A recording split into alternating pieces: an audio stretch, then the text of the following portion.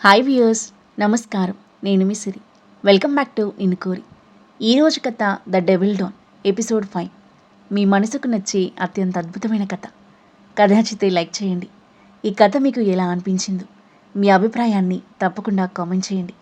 ఇక కథలోకి వెళ్తే, ఆరుహి రణధీర్ని దూరంగా తోసేసి కోపంతో అతని చెంప చెల్లుమనిపించింది. మొదటిసారి చెంప దెబ్బ రుచి చూసిన రణధీర్ మొహం భయంకరమైన కోపంతో ఎర్రబడింది. అతను రియాక్ట్ అయ్యేలోపే మళ్ళీ చెంపపై కొట్టింది ఆరుహి. అతని కోపం కట్టలు తెంచుకుంది. ఆరుహిని బగబగ మండే కళ్ళతో చూస్తూ ఆమె మెడను చేత్తో పట్టుకొని గోడకు అదిమిపట్టాడు. Miss Aarohi, how dare you! నన్ను రిజెక్ట్ చేసే స్థాయి నీకు లేదు. ఆరుహి అతని కళ్ళలోకి ఆగ్రహంగా చూస్తూ, మిస్టర్ రణధీర్ చక్రవర్తి, నన్ను పొందే స్థాయి మీకు లేదు అని ఘాటుగా బదులిచ్చింది. హో, నువ్వు నా స్థాయి గురించి మాట్లాడుతున్నావు. ఇప్పుడు ఈ రణధీర్ చక్రవర్తి నీ లైఫ్తో ఎలా ఆడుకుంటాడో చూడు. నా నుండి నువ్వు అస్సలు తప్పించుకోలేవు. నిన్ను ఎంతగా హింసిస్తానంటే, నా నుండి తప్పించుకోవడానికి నువ్వు నా దగ్గరకు వచ్చి నాతో ఒక రాత్రి గడపమని నన్ను వేడుకుంటావు. కానీ నేను ఒప్పుకోను. Wait and see miss Aaruhi. ఆమెకు సీరియస్ వార్నింగ్ ఇచ్చిన రణధీర్ ఆమె మెడను వదిలి డోర్ తీసుకుని కోట్ సర్దుకుంటూ బయటికి వెళ్ళాడు. నువ్వు మనిషివి కాదు, రాక్షసుడివి, కామ పిశాచివి. ఆరుహి కోపంగా అరిచింది. ఆమె మాటలు విన్న రణధీర్ రివ్వున వెనక్కి తిరిగి ఆమె దగ్గరకొచ్చాడు. ఆరుహి వెనక్కి గోడకు అతుక్కుపోయింది. అవును, నేను రాక్షసుణ్ణి, కామ పిశాచిని. నన్ను కొట్టావు కదా, you have to pay the price. నువ్వు నన్ను చెంప మీద కొడితే నేను నీ జీవితం మీద కొడతాను. పళ్ళు బిగించి చూపుడు వేలు చూపిస్తూ ఆగ్రహంగా చెప్పి పాకెట్స్లో చేతులు పెట్టుకుని వెళ్ళిపోయాడు రణధీర్. ఆరుహి ఏడుస్తూ గోడకు జానకిలబడింది. జరిగిన చేదు సంఘటన అస్సలు జీర్ణించుకోలేకపోతుంది. తన హృదయంలో భరించలేనంత నొప్పిగా అనిపించింది. దేహంలో వణికింకా తగ్గలేదు. మోకాళ్ళు దగ్గరికి ముడుచుకుని ఏడుస్తూ ఉంది. తన పరిస్థితి ఏంటో ఎవరికి చెప్పుకోవాలో ఏం చేయాలో అర్థం కాక ఆమె మైండ్ అంతా అగమ్య గోచరంగా మారింది. బలవంతంగా దుఃఖాన్ని కంట్రోల్ చేసుకుని కన్నీళ్లు తుడుచుకుని లేచి బొమ్మలా నడుస్తూ కిందకు వెళ్ళింది. ఇలాంటి స్థితిలో ఏమీ జరగనట్టు నటిస్తూ వర్క్ చేయడం తన వల్ల కాక తన బ్యాగ్ తీసుకుని ఇంటికి బయలుదేరింది. అప్పటికి 11 దాటింది. సార్, ఇక నేను వెళ్తాను. షిఫ్ట్ టైం కూడా అయిపోయింది. ఆరుహి నా కోసం వెతుకుతూ ఉంటుంది. ప్రణయ్ కౌగిలిలో నుండి లేవబోయింది సాక్షి. ప్రణయ్ ఆమెను మీదకి లాక్కున్నాడు. ఆమె చెంపపై వేలితో రాస్తూ, వదలాలని అస్సలు లేదు Sakshi. This is our first time and I really enjoyed. You are amazing. ఏదో మ్యాజిక్ ఉంది నీలో. Still I'm hot. ఈ నైట్ అంతా నీతో ఇలాగే స్పెండ్ చేయాలనుంది అని అంటూ ఆమె మెడవంపులో పెదవులు అద్దుతూ ఉన్నాడు. సో ప్లీజ్, నేను వెళ్ళాలి. షిఫ్ట్ టైం అయిపోయింది. మనకు కనిపించకపోతే అందరికీ డౌట్ వస్తుంది. ఓకే, నెక్స్ట్ టైం నా రూమ్లోనే ప్లాన్ చేద్దాం. తన పెదవులను అందుకుని 1/2 నిమిషం పాటు కిస్ చేసి తనని వదిలాడు ప్రణయ్. సాక్షి ఫాస్ట్గా బ్లాంకెట్ చుట్టుకుని సోఫా మీద నుండి లేచి కింద పడిన తన డ్రెస్ తీసుకుని వాష్రూమ్లోకి పరిగెత్తింది. ప్రణయ్ చిన్నగా నవ్వుకొని లేచి డ్రెస్ అప్ అయ్యాడు. Bye sir, good night. Washroom నుండి వస్తూనే చెప్పి వేగంగా బయటికి వెళ్ళిపోయింది సాక్షి. ప్రణయ్ నవ్వుకుంటూ వాష్రూమ్లోకి వెళ్ళాడు. రిసెప్షన్లోకి వెళ్ళి ఆరుహి కోసం చూసింది సాక్షి. తనక్కడ కనిపించలేదు. రణధీర్ బయటికి వెళ్తూ కనిపించాడు. ఇతను ఈరోజు కూడా ఇక్కడే ఉన్నాడా అని అనుకుంటూ వేరే రిసెప్షనిస్ట్ దగ్గరికి వెళ్ళి, రణధీర్ సార్ ఈరోజు ఏదైనా రూమ్ బుక్ చేసుకున్నారా అని అడిగింది. లేదు సాక్షి అని బదిలిచ్చింది ఆమె. ఆరుహి వచ్చిందా? వచ్చింది. మేనేజర్ పిలుస్తానని వెళ్ళింది. చాలాసేపటి తర్వాత కిందకొచ్చి ఏం చెప్పకుండానే హడావిడిగా వెళ్ళిపోయింది. ఏమైందో ఏమో. ఆ మాటలు విన్న సాక్షి కంగారు పడింది. వెళ్ళిపోయిందా? ఆ రణధీర్ మళ్ళీ ఏమైనా ఇబ్బంది పెట్టాడా? తనలో తాను అనుకుంటూ వెంటనే ఫోన్ తీసి ఆరుహికి కాల్ చేసింది. ఆటోలో వెళ్తున్న ఆరుహి మోగుతున్న ఫోన్లో సాక్షి నెంబర్ చూసి బాధగా నిట్టూరుస్తూ కాల్ లిఫ్ట్ చేసింది. చెప్పు సాక్షి, మెల్లిగా అంది. ఆరుహి, ఎక్కడున్నావు? ఆరుహి పొంగుకొస్తున్న దుఃఖాన్ని ఆపుకుని, నేను ఇంటికి వెళ్తున్నాను, తలనొప్పిగా ఉంది అంది. నిజం చెప్పు, ఏమైంది? నేను రణధీర్ని ఇక్కడ చూశాను. వాడు మళ్ళీ నేనేమైనా అన్నాడా? నేను ఇబ్బంది పెట్టాడా అడిగింది గాబరాగా.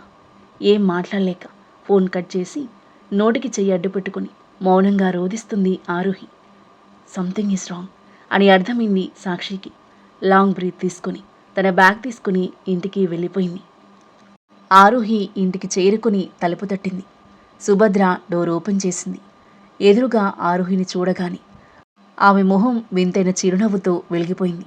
ఆరుహి తన వైపు కూడా చూడకుండా మౌనంగా తన రూంలోకి వెళ్ళిపోయింది.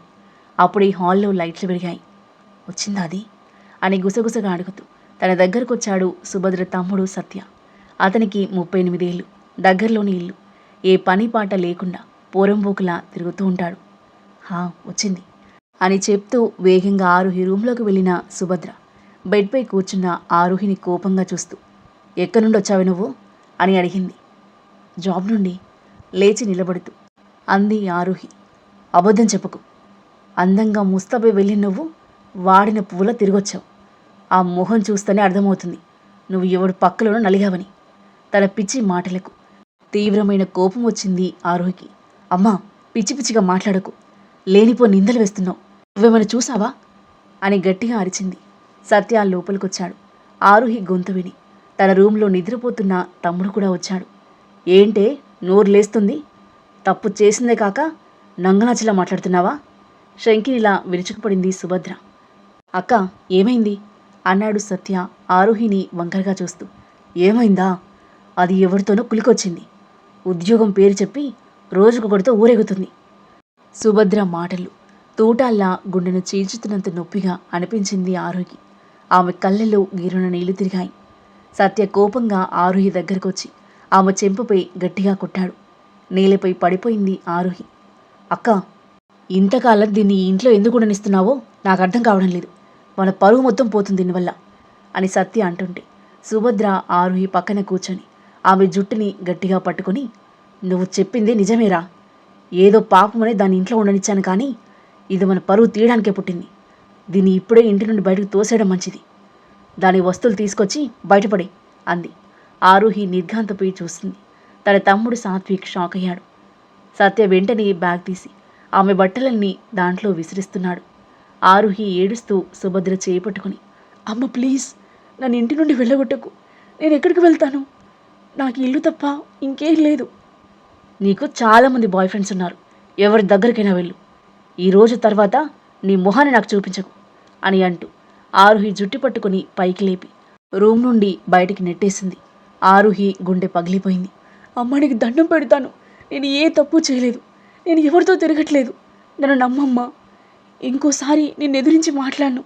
నన్ను బయటికి పంపించొద్దు. నాకు ఈ ప్రపంచంలో నువ్వు తప్ప ఎవరూ లేరు. ఏడుస్తూ చేతులు జోడించి అర్థించింది ఆరుహి. సుభద్ర కఠిన హృదయం కరగలేదు.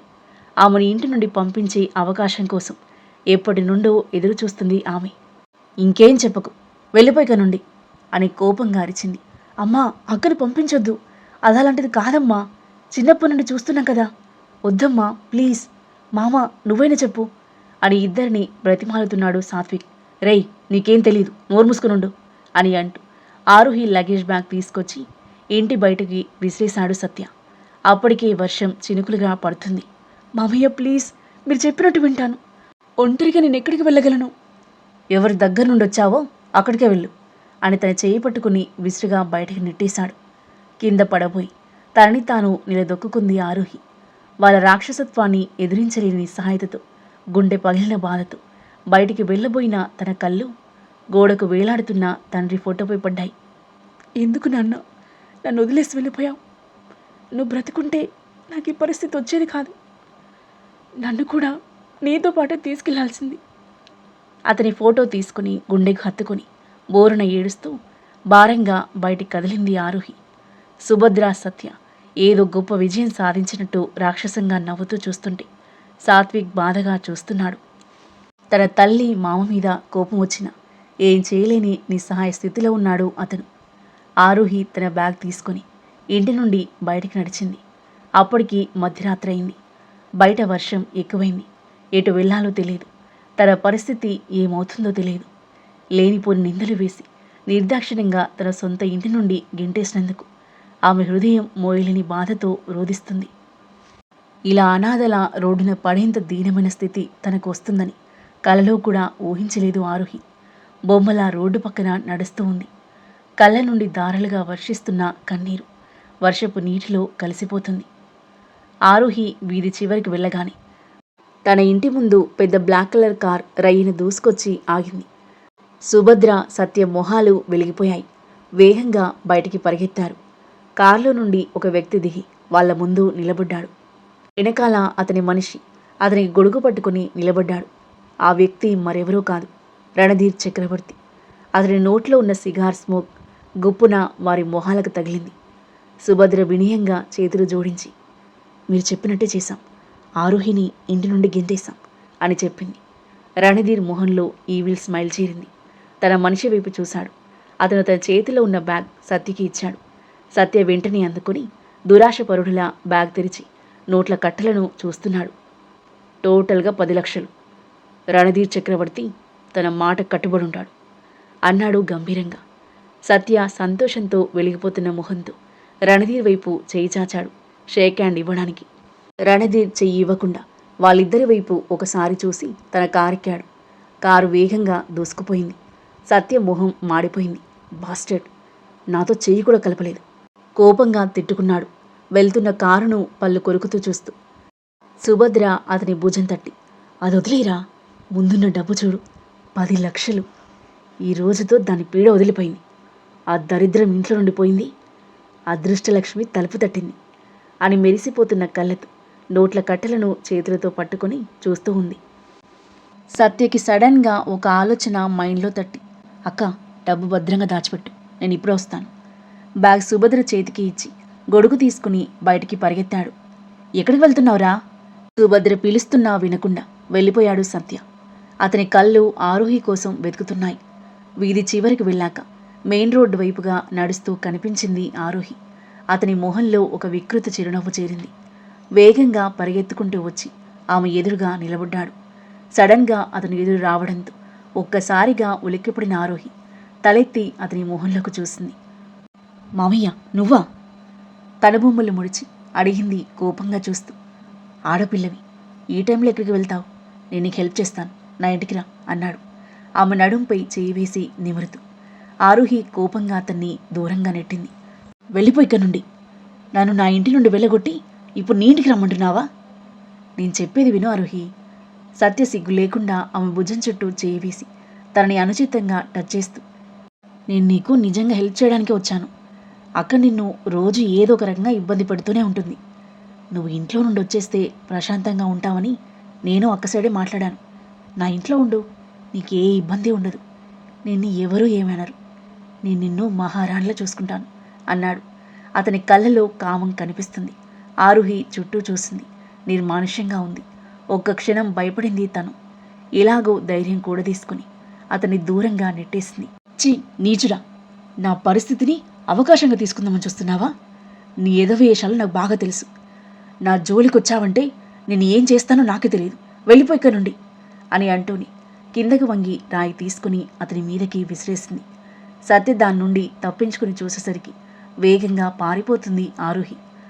కాస్త దూరంలో కారు విండో గ్లాస్ నుండి ఇదంతా చూస్తున్న రణధీర్ ఆరుహితో సత్య వల్గర్ బిహేవియర్ చూసి చంపేసేంత కోపం వచ్చింది అతనికి. వేగంగా కార్ డ్రైవ్ చేస్తూ ఆరుహి వెనకాల పరిగెట్టబోతున్న సత్యను కారుతో ఢీకొట్టాడు. ఆ తరువాత ఏం జరుగుతుంది? రణధీర్ సత్యను ఏం చేయబోతున్నాడు? ఆరుహిని ఏం చేయనున్నాడు? ఆమెను లొంగ తీసుకోవడానికి ఇంకా ఎలాంటి ప్రయత్నాలు చేయబోతున్నాడు? ఆరుహి అతని ఎలా ఎదుర్కోబోతుంది? అద్భుతమైన కథనంతో ఊహకందని మలుపులతో ఎంతో ఆసక్తికరంగా సాగి ఈ కథ యొక్క నెక్స్ట్ ఎపిసోడ్ కోసం మన నెక్స్ట్ వీడియో చూడండి. కథ నచ్చితే లైక్ చేయండి. ఈ కథ మీకు ఎలా అనిపించిందో మీ అభిప్రాయాన్ని తప్పకుండా కామెంట్ చేయండి. ఇంకా ఇలాంటి ఇంట్రెస్టింగ్ స్టోరీస్ కోసం మన ఛానల్ని సబ్స్క్రైబ్ చేయండి. Thank you for listening.